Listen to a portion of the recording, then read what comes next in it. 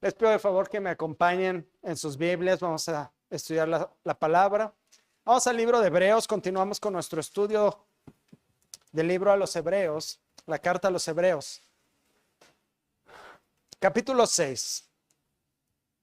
Ya estamos a la mitad del libro. Gracias a Dios. Y vamos a considerar versículos 1 al 3. Dice así: por tanto, dejando ya los rudimentos de la doctrina de Cristo, vamos adelante a la perfección, no echando otra vez el fundamento del arrepentimiento de obras muertas, de la fe en Dios, de la doctrina de bautismos, de la imposición de manos, de la resurrección de los muertos y del juicio eterno. Y esto haremos si Dios en verdad lo permite. Vamos a pedirle al Señor que bendiga su palabra.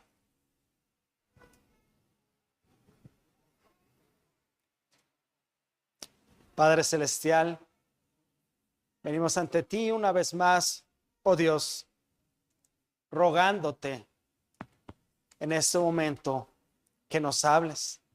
Bendice tu palabra, Señor, te lo rogamos. Que la palabra expuesta venga con poder a nuestros corazones. Que podamos ser transformados, que podamos ser quebrantados, que sea esa espada que parte el alma, esa espada de doble filo. Señor, convierte nuestra alma, convéncenos de pecado, llena nuestro espíritu, danos conocimiento de ti, que te conozcamos más. Si es tu voluntad, salva, Señor. Que tu Espíritu Santo esté presente, unge esta predicación. Me presento ante ti, Señor, sabiendo que no soy digno, que yo carezco de muchas cosas, tengo muchas debilidades, Señor, me falta mucho por recorrer, pero es tu palabra la que obra, es tu espíritu el que convence, es tu espíritu el que obra profundamente en nuestros corazones. Por eso te ruego, Señor, que unjas este sermón y hables con poder. Disponémonos nuestros corazones, háblanos, Señor, te lo rogamos por amor de tu nombre, por amor a tu iglesia, por tu misericordia, por Cristo Jesús. Amén.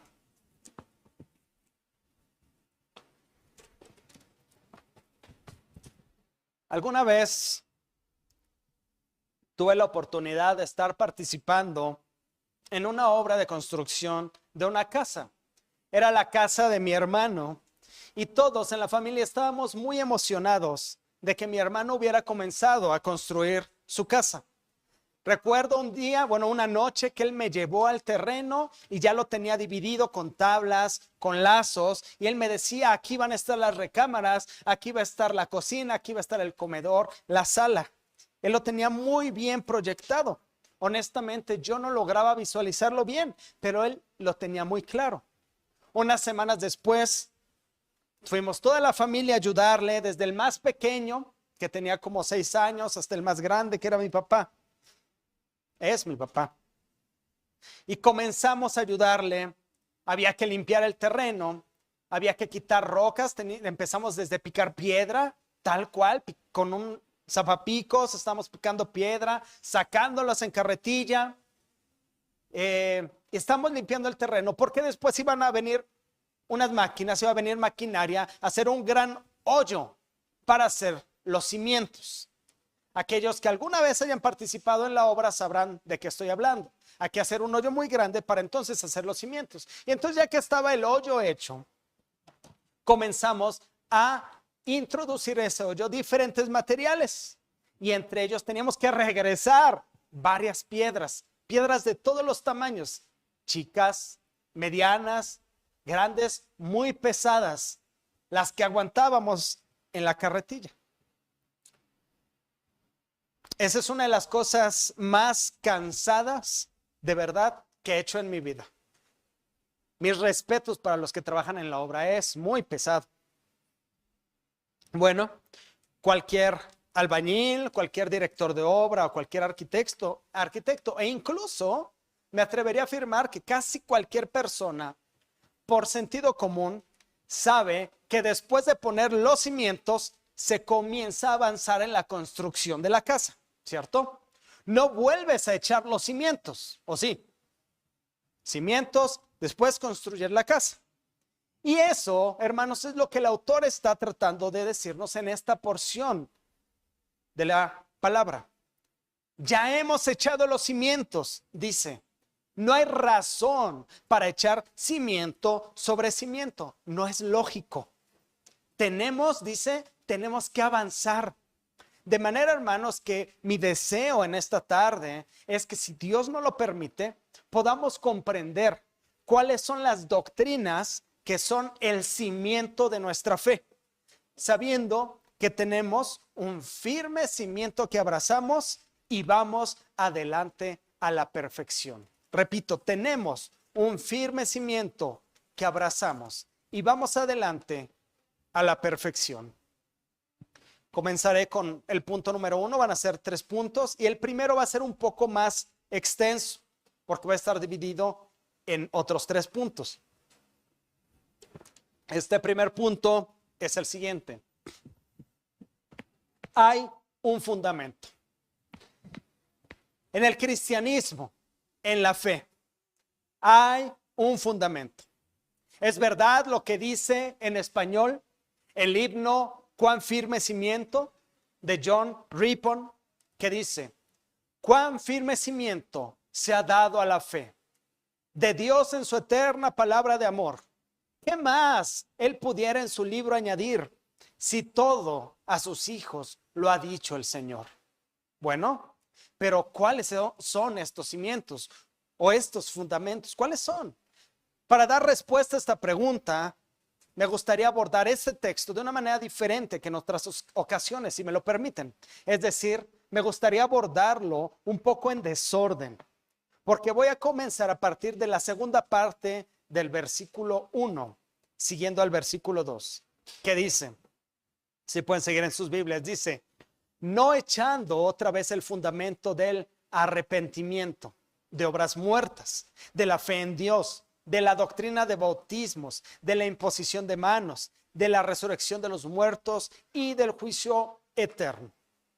El autor nos está diciendo justo lo que acabamos de reflexionar al principio, y es que no es lógico que, si ya tenemos un cimiento, volvamos a echar cimiento sobre cimiento, fundamento sobre fundamento, y procede a decir cuál es este fundamento, del cual el sermón anterior ya hicimos un poco de mención de manera general. Ahora vamos a profundizar un poco más. Parece que nuestro texto nos da una organización lógica de estos fundamentos y nos da una lista de 6 doctrinas esenciales e importantes para el cristianismo y las agrupa de 2 en 2. El primer grupo nos dice arrepentimiento de obras muertas y fe en Dios. El segundo grupo nos dice doctrina de bautismos y de imposición de manos. Y el tercer grupo, de la resurrección de los muertos y del juicio eterno.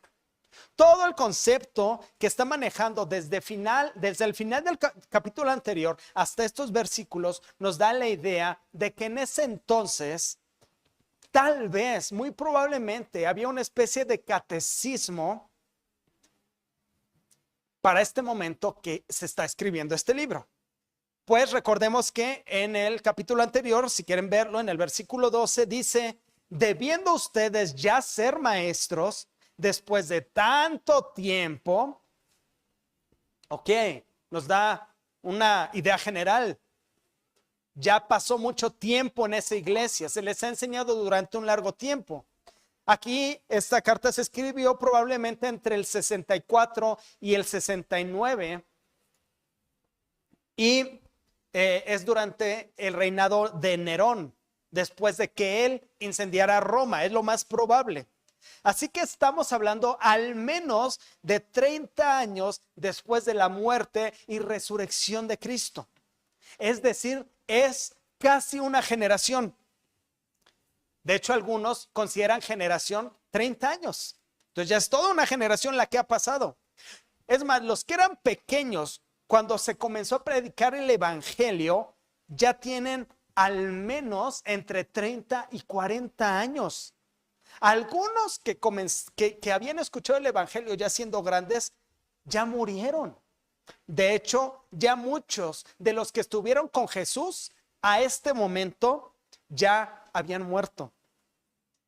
Bueno, algunos eruditos, entre ellos Juan Calvino, comentan que se puede llegar a la conjetura de que en este momento había una especie de política en la iglesia en la que aquellos que llegaban a la fe debían comprender, abrazar y creer las doctrinas esenciales para poder ser admitidos y bautizados.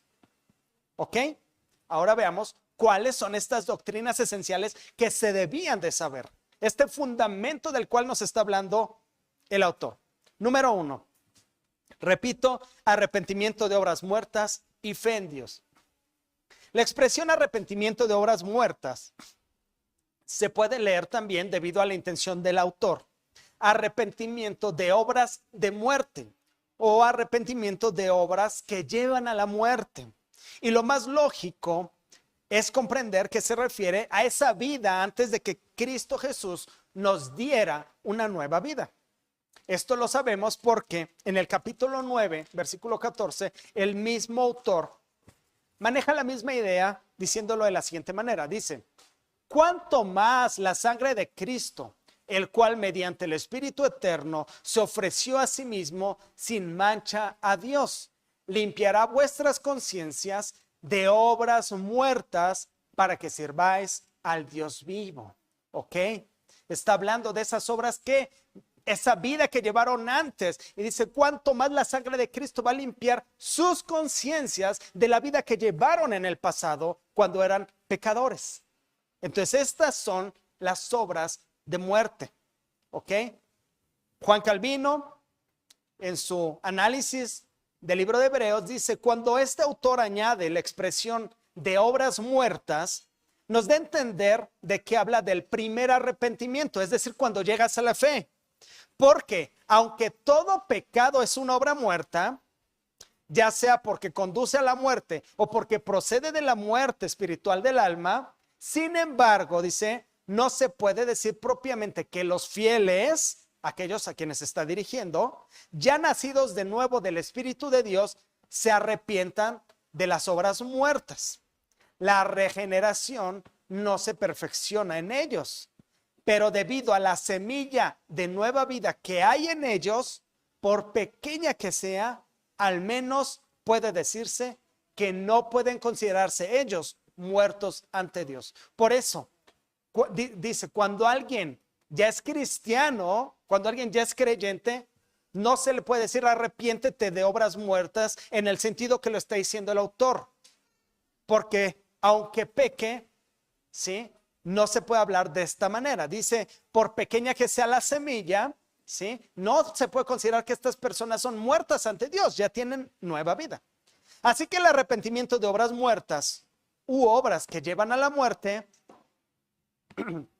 es el fundamento de la predicación desde un principio. Cuando se comenzó a predicar, se contenía este mensaje y lo podemos ver en varias ocasiones en las Escrituras. Por ejemplo, en el libro de Hechos, el capítulo 2:38, dice así, Pedro les dijo, arrepentíos y bautícense cada uno de ustedes en el nombre de Jesucristo para perdón de pecados y recibiréis el don del Espíritu Santo. Así también en el capítulo 3 de Hechos, versículo 19 dice, así que arrepentíos y convertíos para que sean borrados vuestros pecados, para que venga de la presencia del Señor tiempos de refrigerio. Ok, desde el principio se ha enseñado el arrepentimiento. Jesús mismo en Mateo 9:13 dice, porque no he venido a llamar justos, sino a pecadores al arrepentimiento. También en Lucas 13 del 1 al 5 dice, en este mismo tiempo estaban allí algunos que le contaban acerca de los galileos, cuya sangre Pilato había mezclado con los sacrificios de ellos. Respondiendo Jesús les dijo, ¿pensáis que estos galileos porque padecieron tales cosas, eran más pecadores que todos los galileos? Os digo, no. Antes, si no os arrepentís, todos pereceréis igualmente. O aquellos 18 sobre los cuales cayó la torre en Siloé y los mató, ¿pensáis que eran más culpables que todos los hombres que habitan en Jerusalén? Os digo, no. Antes, repite, si no os arrepentís, todos pereceréis igualmente. Siempre en la predicación del evangelio ha existido un énfasis en la importancia y la urgencia del arrepentimiento. Y este arrepentimiento es una acción de un cambio de mente que resulta en no ejecutar más hechos que llevan a la muerte. Es un vuelco total en la vida del creyente, en donde ya no muestra interés en las actividades que llevan a la destrucción. Así como lo dice 1 Corintios 5:17. Dice, de modo que si dices estar en Cristo, dice, si alguno está en Cristo, nueva criatura es. Las cosas viejas pasaron, he aquí, todas son hechas nuevas. Por esto es lógico lo que nos dice el autor de que ya no se puede poner un nuevo fundamento, puesto que un verdadero cristiano ya tiene este fundamento más que firme, ya lo ha abrazado, ya ha tenido este primer arrepentimiento. Pero bueno, al arrepentimiento agrega otra cosa, agrega la fe en Dios. Y es muy interesante que esta fórmula existe, se ha manejado desde antes del Nuevo Testamento. Desde el Antiguo Testamento se presenta arrepentimiento y fe en Dios. Jesús mismo en su predicación hablaba de esta manera. En Marcos 1, 14 y 15 dice, después que Juan fue encarcelado, Jesús vino a Galilea predicando el evangelio del reino de Dios. ¿Qué es lo que contiene el evangelio del reino de Dios? Diciendo, el tiempo se ha cumplido, el reino de Dios se ha acercado, arrepentíos y creed en el evangelio. Pero esta doctrina, junto con las otras cinco doctrinas o enseñanzas, no son solo, como les mencionaba, no son solo de la iglesia cristiana, sino que se habían creído también desde el Antiguo Testamento. Todo esto que les está diciendo, ellos como judíos lo sabían muy bien. Lo podemos ver en Deuteronomio 30, Antiguo Testamento, versículos del 1 al 10. Dice, sucederá que cuando hubieren venido sobre ti todas estas cosas, la bendición y la maldición que he puesto delante de ti, y te arrepintieres en medio de todas las naciones a donde te hubiere arrojado Jehová tu Dios, y te convirtieres a Jehová tu Dios, y obedecieres a su voz conforme a todo lo que yo te mando hoy, tú y tus hijos, con todo tu corazón y con toda tu alma, entonces Jehová te bendecirá de esta manera y así. ¿Sí? Arrepentimiento y confianza en Dios. También en Isaías 55:7 dice, deje el impío su camino y el hombre inicuo sus pensamientos y vuélvase a Jehová, el cual tendrá de él misericordia, y al Dios nuestro, el cual será amplio en perdonar. Ellos, desde antes de que se les predicara el evangelio, ya tenían esta noción, este concepto de arrepentirse y creer. Miren qué pasaje tan hermoso está en Ezequiel 18, 30 al 32. Dice así, por tanto, yo os juzgaré a cada uno según sus caminos, oh casa de Israel, dice Jehová el Señor. Convertíos y apartaos de todas vuestras transgresiones, y no será la iniquidad causa de ruina. Echad de vosotros todas vuestras transgresiones con que habéis pecado, y haceos un corazón nuevo y un espíritu nuevo. ¿Por qué moriréis, casa de Israel? Porque no quiero la muerte del que muere, dice Jehová el Señor. Convertíos pues y viviréis. Son doctrinas básicas, doctrinas fundamentales que este pueblo ya sabía y que tú y yo ya sabemos. Es básico, arrepentimiento y fe. Ok, segundo grupo de doctrinas, la doctrina de bautismos y de imposición de manos. Estas dos doctrinas que menciona en este momento el autor han llegado a ser un poco controversiales, ya que hay quienes no se ponen de acuerdo exactamente a qué se refieren. Pues la palabra baptismos, que es la que está usando en griego, se usa tanto para hablar de bautizos como para hablar de los diferentes lavamientos ritualistas que existían desde el Antiguo Testamento. Yo personalmente soy de la postura de que habla de ambos y que puede haber armonía en esto. Ok, ¿qué nos dice la palabra de estos lavamientos de rituales? En Éxodo encontramos cómo Dios manda a los sacerdotes a lavarse antes de ministrar en el tabernáculo. Esto lo encontramos en Éxodo 30. Sin embargo, siglos después, los fariseos extendieron esta práctica a todo el pueblo, no solo a los sacerdotes, en actividades ordinarias como tomar los alimentos. Había que lavarse perfectamente antes de tomar los alimentos, porque se consideraba que comer era una gran bendición del Señor al punto de ser santo, y no podías consumir alimentos sin hacer un gran lavado de todo tu cuerpo antes de comer. Pero esto es una extensión que hicieron los fariseos al mandamiento dado por Dios. Y aunque supuestamente comenzó de un celo riguroso por la ley y por la santidad de Israel, acabó conduciendo a una religiosidad centrada en las formas externas. Por esto el Señor Jesús en Marcos 7, del 6 al 7, dice: hipócritas, bien profetizó de ustedes Isaías, como está escrito: este pueblo de labios me honra, mas su corazón está lejos de mí, pues en vano me honran, enseñando como doctrinas mandamientos de hombres. Esto lo dice el Señor Jesús en el momento que lo están criticando porque sus discípulos no se lavan las manos. Había diferentes tipos de lavamientos, no solamente el de los sacerdotes en el Antiguo Testamento. También había el lavado de personas impuras, ¿recuerdan? Y también había el lavado de objetos que se habían convertido en impuros, u objetos para la consagración en el ministerio. Todo esto era parte del sistema antiguo, y mucho de ello fue agregado o extendido por diferentes rabinos a lo largo de la historia del pueblo de Israel.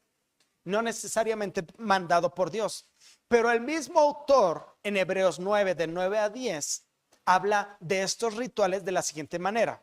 Miren, dice Hebreos 9, dice: lo cual es símbolo para el tiempo presente. ¿Qué es para el tiempo presente estos lavamientos? Símbolo, según el cual se presentan ofrendas y sacrificios que no pueden hacer perfecto en cuanto a la conciencia al que practica este culto, ya que consiste solo de comidas y bebidas, de diversos lavamientos o abluciones y ordenanzas acerca de la carne impuestas, dice, hasta el tiempo de reformar las cosas. Lo que está diciendo, esto era símbolo para el presente.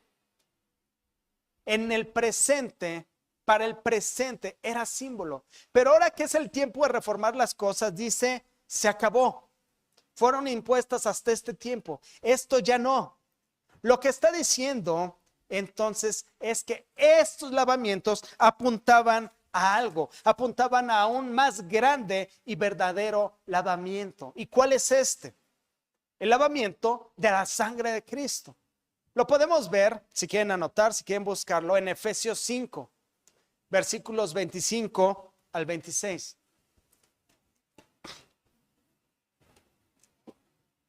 Dice: maridos, amad a vuestras mujeres. Y dice: así como Cristo amó a la iglesia y se entregó a sí mismo por ella para santificarla. ¿Cómo santifica el Señor a su iglesia? Dice enseguida: habiéndola purificado en el lavamiento del agua por la palabra. Tito 3, 4 y 5 dice lo siguiente: pero cuando se manifestó la bondad de Dios nuestro Salvador y su amor para con los hombres, nos salvó, no por obras de justicia que nosotros hubiéramos hecho, sino por su misericordia. Y continúa: por el lavamiento de la regeneración y por la renovación en el Espíritu Santo. ¿Recuerdan cómo nos narra el apóstol Juan en su evangelio, en el capítulo 13? Que Jesús, cuando van a tomar la Santa Cena, se ciñe una toalla, toma un lebrillo con agua y se inclina ante sus discípulos para lavarle los pies. ¿Qué dice el apóstol Pedro? No, tú me vas a lavar los pies, jamás. Porque en ese entonces, ¿cuál era la costumbre? Que a los invitados se les lavaban los pies. Los maestros no lavaban los pies de los aprendices, de los estudiantes, de los discípulos, no. Pero tampoco los discípulos lavaban el pie de los maestros. Los esclavos, los discípulos podían lavar los pies del maestro, pero no estaban obligados. Los que estaban obligados eran los esclavos. Entonces Jesús no solo se está humillando al punto de decir, yo soy igual que ustedes o menor que ustedes. Se está humillando al punto de decir, yo soy como un esclavo. ¿Sí? Y está poniendo este ejemplo a nosotros de esta humildad. Y entonces es cuando Pedro le dice, no, por supuesto que no me vas a lavar los pies. ¿Y qué dice Jesús? Si no permites que lo haga, no tendrás parte conmigo. ¿Y qué dice Pedro? Bien listillo ahora dice, no, pues entonces lávame también las manos y la cabeza, ¿verdad? ¿Y qué le dice Jesús? No es necesario. Dice, el que está lavado no necesita sino lavarse los pies. El que está lavado, dice, pues ya está limpio. Y dice, hace un énfasis, dice, y vosotros limpios estáis. Vosotros limpios estáis. Jesús nos ha lavado con su sangre. Y esa es una verdad que debemos de abrazar y estar firmes en ella. Y esto, ¿cómo se representa? ¿Por medio de qué sacramento se representa el lavamiento de Cristo? El bautismo. Por el bautismo se representa el lavamiento de Cristo. Es por esto que mi postura al respecto es que se refiere de esta manera armónica a todos estos lavamientos. Dice, este tema de los lavamientos es fundamental, es parte del fundamento. ¿Cuál es? Que estos lavamientos que existían en el Antiguo Testamento ya no son más, porque Cristo los ha lavado y no se necesita más. Estos lavamientos del Antiguo Testamento son símbolos de lavamiento por la sangre de Cristo. Ahora, cuando inmediatamente después de hablar de esto, comienza a hablar de la imposición de manos, también es relevante que lo haga en este orden, ya que la imposición de manos significa diferentes cosas. La ocasión anterior ya habíamos hablado de la referencia que se hace a la autoridad, ¿cierto? Pero no solo eso, sino que también nos hace referencia a la bendición que Dios nos da. Los padres, por ejemplo, bendecían a sus hijos imponiendo sus manos sobre de ellos. Recordemos cuando Jacob bendice a sus hijos. Recordemos cuando Isaac bendice a sus hijos. ¿Sí? Los padres bendicen a sus hijos poniendo sus manos sobre de ellos. Entonces nos habla de la bendición de Dios sobre sus hijos. Declaraban los padres una vida de rectitud delante de Dios. También vemos la imposición de manos para transferir autoridad, como Moisés le impuso las manos a Josué para transferir su autoridad, como le impusieron las manos a Bernabé y a Pablo. También se imponían las manos cuando había un nuevo creyente, como lo hicieron con Saulo. Así como Jesús y los apóstoles también, cuando habían enfermos, también imponían manos. Es por esto que digo que hay un orden lógico en todo esto. Primero pone los lavamientos y después pone la imposición de manos. Mientras la doctrina de los lavamientos nos habla de esta conformación, de esta confirmación del lavamiento por la sangre de Cristo, representada por el bautismo, confirmando la realidad del estado limpio del alma del creyente delante de Dios. Ahora la doctrina de imposición de manos nos habla de la vida del creyente después de haber sido lavado.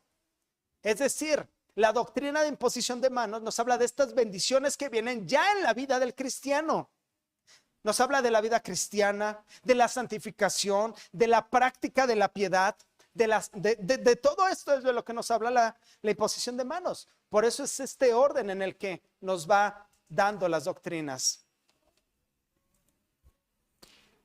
El tercer grupo de doctrinas es de la resurrección de los muertos y del juicio eterno. Como les decía, pareciera ser que todas estas doctrinas formaban una especie de catecismo o confesión que se tenía en ese momento y que debían todos comprender y abrazar, y fueron enseñadas desde el principio. Lo podemos ver en 1 Corintios 15. Acompáñenme, por favor. Vamos a leer 1 Corintios 15.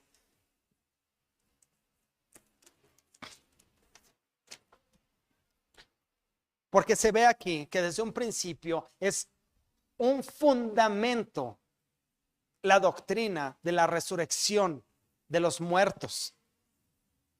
Dice así: además, os declaro, hermanos, el evangelio que os he predicado, el cual también recibisteis, en el cual también perseveráis, por el cual asimismo, si retenéis la palabra que os he predicado, sois salvos, si no creísteis en vano.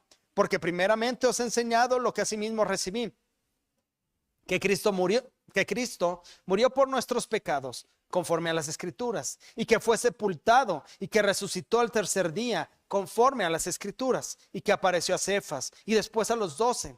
Después apareció a más de 500 hermanos a la vez, de los cuales muchos viven aún y otros ya duermen. Después apareció a Jacobo, después a todos los apóstoles, y al último de todos, como un abortivo, me apareció a mí.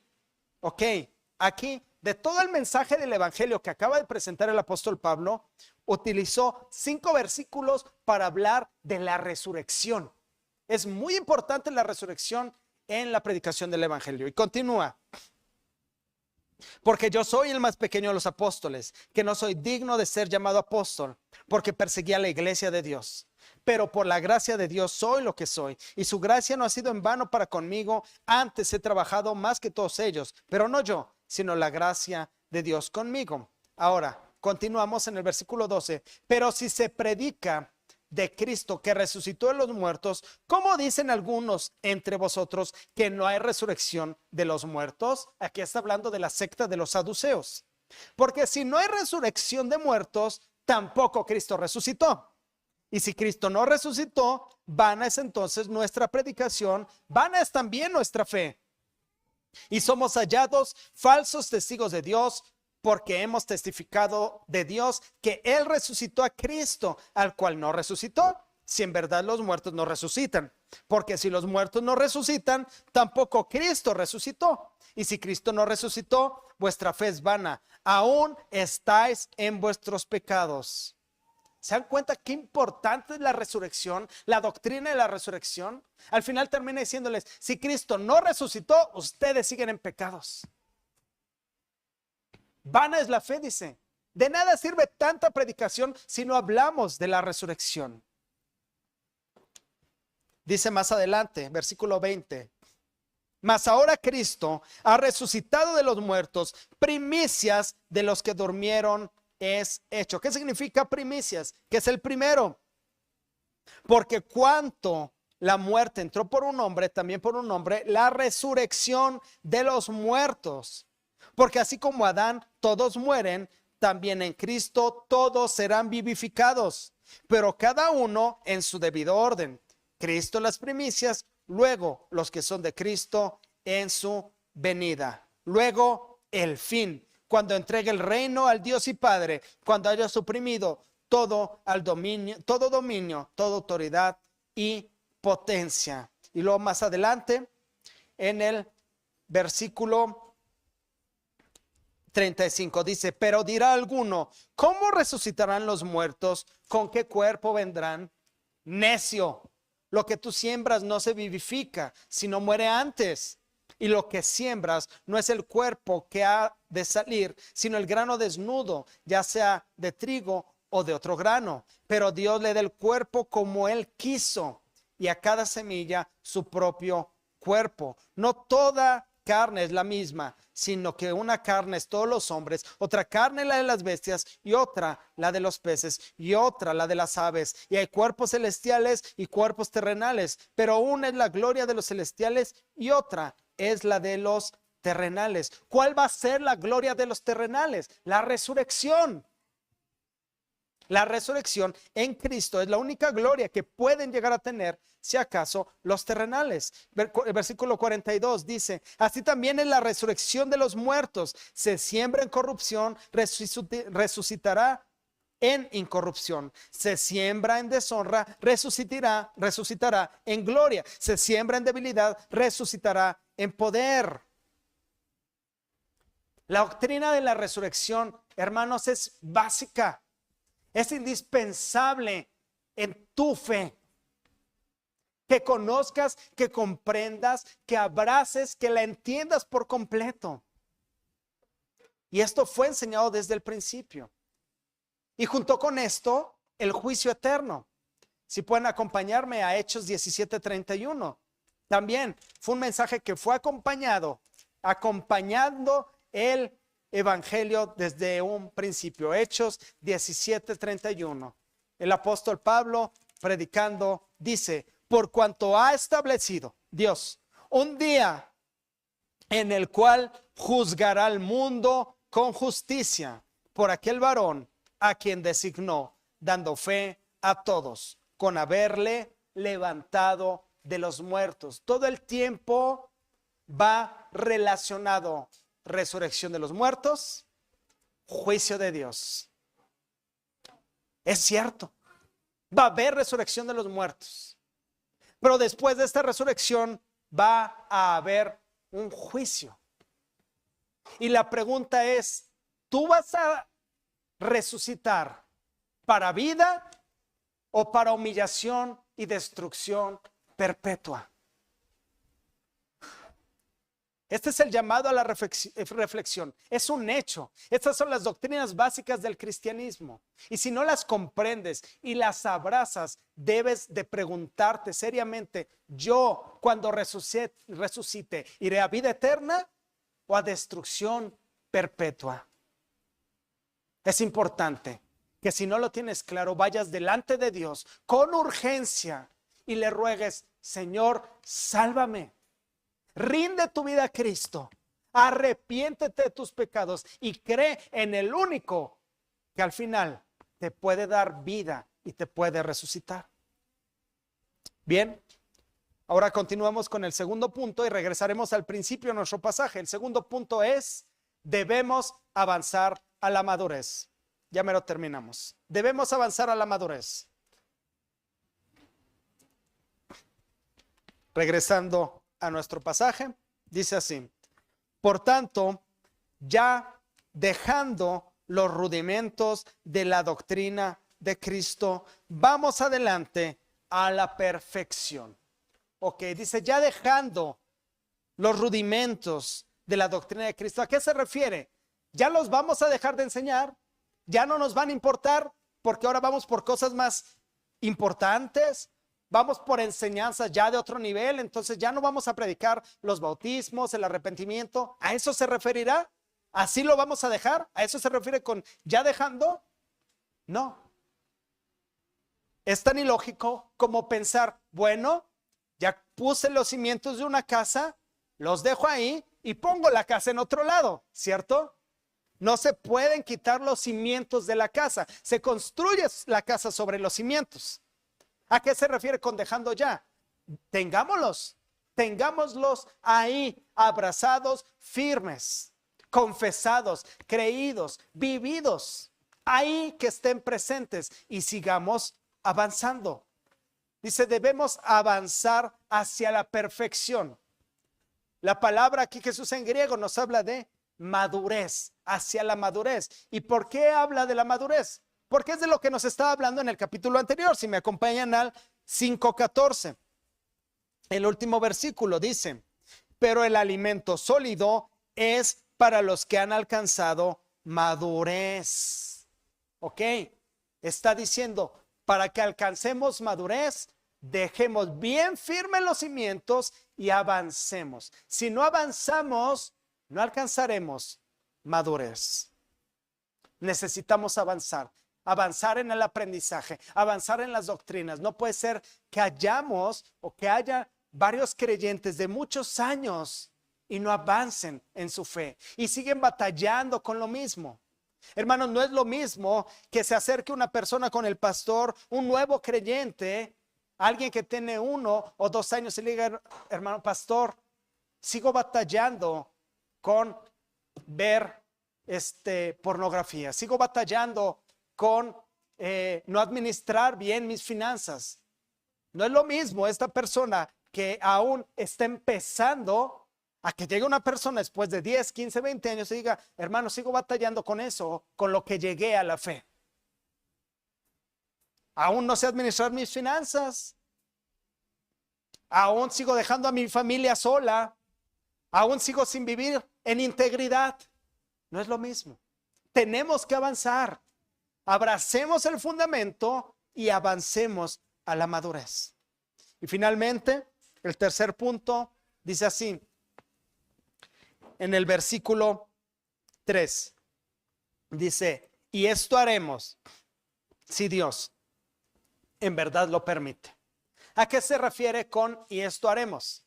Avanzar a la madurez, avanzar a la perfección. Nosotros, dice, podremos avanzar a la perfección, dice, si Dios lo permite.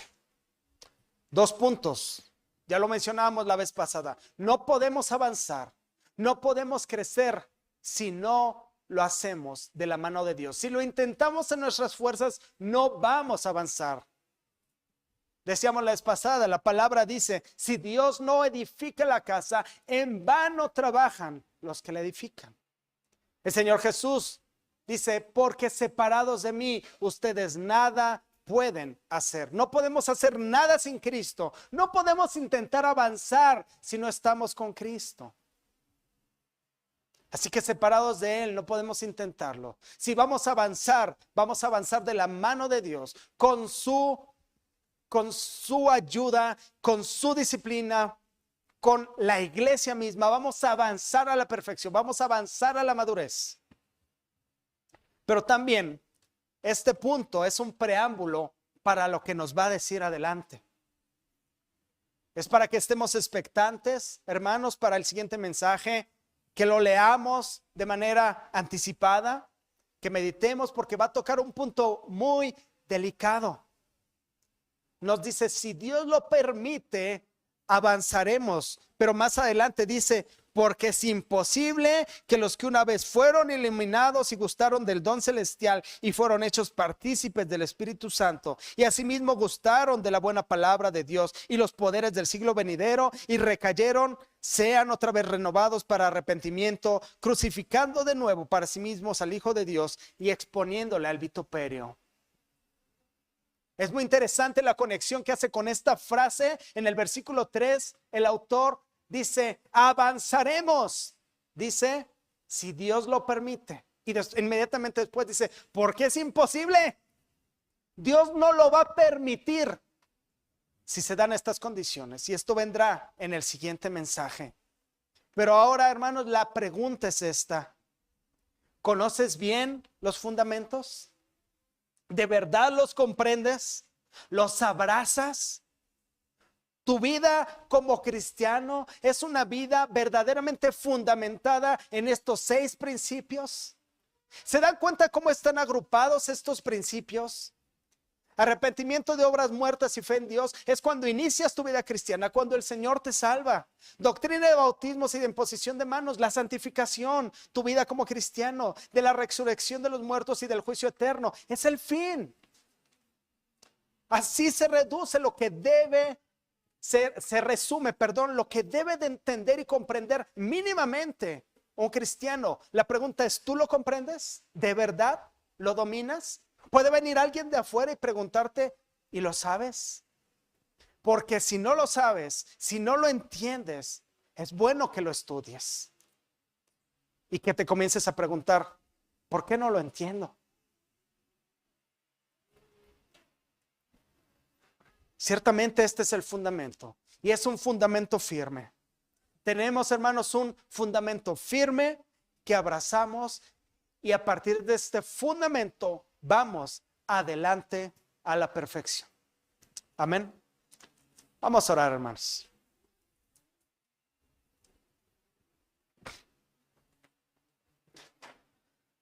Padre Celestial, gracias te damos por tu palabra.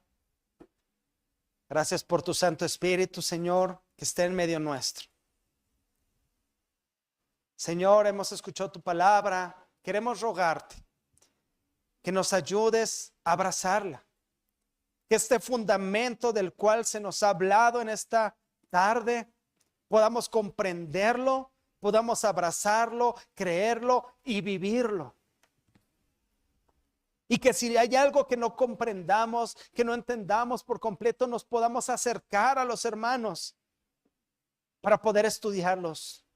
O bien reconocer que algo falta y que tal vez eso que falta está únicamente en ti. Y tú, Señor, puedas salvar. Te rogamos que sigas obrando en el corazón de cada uno de nosotros a lo largo de la semana, Señor. Vivifica nuestros corazones y que podamos vivir en integridad el resto de la semana, sabiendo que tenemos este fundamento firme y podamos seguir avanzando a la perfección. Te lo rogamos, Señor, en el bendito nombre de tu Hijo Jesucristo. Amén.